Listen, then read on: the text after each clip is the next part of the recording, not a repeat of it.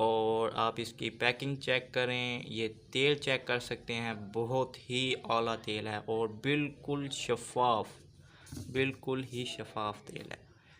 तो आप लोग जानते ही हैं, आपको पता भी होगा कि रोगने ज़ैतून का तेल किस लिए इस्तेमाल होता है। अगर आपको नहीं भी पता तो हम आपको बताते चलें।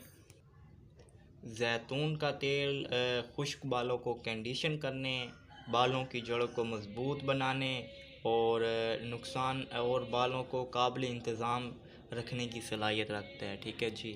और इसके अलावा सर जो इसका नतीजा होगा वो ये होगा कि आपके बाल मज़बूत होंगे और बाल कम गिरेंगे।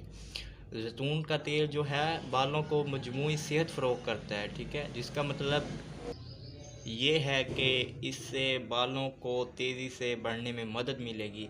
मज़ीद सर ये